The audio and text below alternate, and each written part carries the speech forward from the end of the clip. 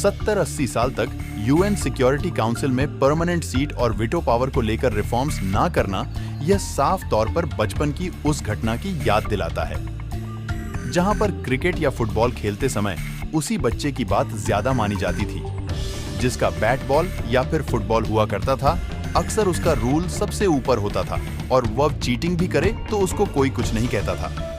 अब सेम तरीके से P5 देश जो आज की डेट में मनमानी कर रहे हैं, एक तरह से चीटिंग करते हुए इस बात का फायदा उठा रहे हैं कि उनको स्टार्टिंग में वीटो पावर और परमानेंट सीट बेहद आसानी तरीके से मिल गई थी।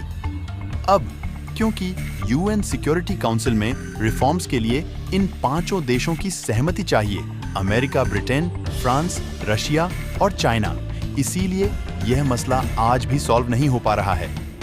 लेकिन भारत के विदेश मंत्री डॉक्टर एस जयशंकर सर ने 5 परमानेंट देशों को लेकर एक स्टेटमेंट दी है और इस मनमानी के ऊपर अपना टेक देते हुए स्टेटमेंट जारी की है और यह बताने की कोशिश की है कि वीटो पावर के बिना ही यूनाइटेड नेशंस में वोटिंग के दौरान भारत आज की डेट में किस तरह से फोड़ रहा है। 5 परमानेंट देश भी भारत से किस तरह से पीछे रह रहे हैं, रेफरेंस के लिए आपकी स्क्रीन के ऊपर आर्टिकल का स्क्रीनशॉट है। हमारे विदेश मंत्री डॉ जयशंकर सर ऑस्ट्रेलिया के दौरे के ऊपर गए हैं और वहां पर एक इवेंट को संबोधित करते हुए उन्होंने यूएन सिक्योरिटी काउंसिल में परमानेंट सीट को लेकर एक स्टेटमेंट दी। जयशंकर सर ने वहां पर कहा कि मैं 100% तक सर्टेन हूं, यानी 100% इस बात के लिए आश्वस्त हूं